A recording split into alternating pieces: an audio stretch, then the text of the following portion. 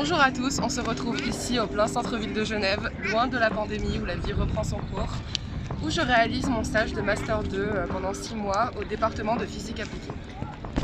Le stage que je réalise au sein d'une équipe de recherche porte sur la thermodynamique d'une source d'électrons unique. C'est un sujet pluridisciplinaire qui mène physique quantique, thermodynamique et matière condensée. On se retrouve ici dans les bureaux d'un laboratoire reconnu à l'international où j'ai la chance de réaliser mon stage sous la supervision de Géraldine Huck. Venez, je vais vous montrer. Pouvez-vous vous présenter? Bonjour, je m'appelle Géraldine Huck, je suis collaboratrice scientifique à l'Université de Genève et je travaille sur la thermodynamique quantique grâce à une bourse du Fonds national suisse PRIMA que j'ai obtenue en 2018.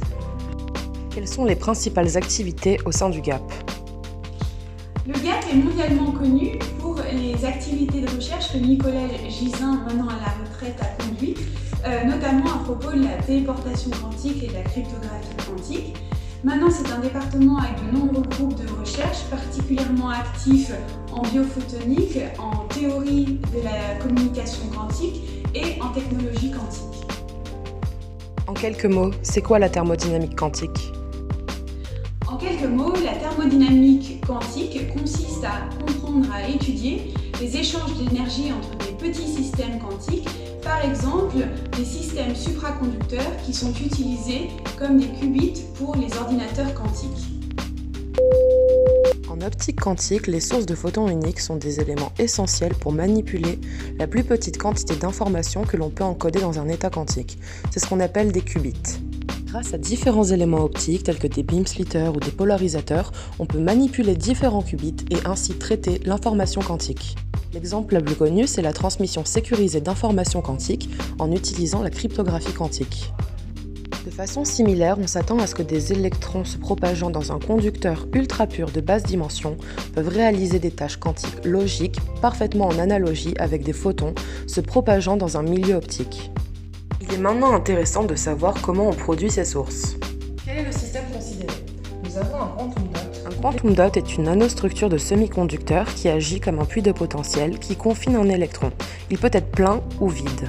Par effet tunnel à une mer de Fermi. Cette mer de Fermi peut être un conducteur ou un semi-conducteur.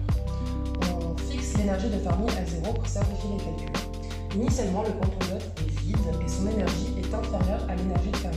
Nous avons donc un électron de la mer de Fermi qui peut passer par effet tunnel dans le quantum dot. Ensuite, manuellement, par rapport d'énergie extérieure, nous augmentons l'énergie du quantum dot de façon linéaire par rapport au temps avec une certaine vitesse c. Ensuite, l'énergie du quantum dot est supérieure à l'énergie de Fermi. Nous avons donc un électron qui va pouvoir repasser dans la mer de Fermi et on a donc une émission d'un électron unique. Mon stage se fait aussi en collaboration avec l'Université de Nice, université où je fais mon master, avec le professeur Mathias Albert. Pouvez-vous vous présenter? Je suis Mathias Albert, enseignant-chercheur à l'Institut de physique de Nice, Université Côte d'Azur. En quoi ce sujet est intéressant? Alors ces systèmes d'optique quantique électronique sont des joyaux parce qu'ils sont en fait un point de convergence entre les fantasmes du physicien théoricien, le génie des expérimentateurs et les technologies du futur. En particulier, les quantités thermodynamiques dans ces systèmes, de par la nature quantique de ces systèmes, sont fondamentalement fluctuantes. Et c'est ce qui fait que la thermodynamique à papa est complètement à réinventer. Maintenant que nous avons compris comment fabriquer ces sources, il nous faut calculer le coût que cela représente en énergie pour émettre un unique électron. En thermodynamique quantique, on a l'habitude de traiter nos observables à partir de l'hamiltonien de l'interaction système-bain. Ici, il n'est pas trivial à calculer. Comme le quantum dot est couplé à la mer de Fermi à tout temps, son comportement peut être totalement appréhendé par une matrice de diffusion des transitions d'énergie dans le quantinuum. On l'appelle U epsilon epsilon prime. U epsilon epsilon prime peut donner des informations sur le travail de l'émission d'un électron unique, étant donné que son module carré nous donne la probabilité de passer d'une énergie epsilon prime à une énergie epsilon.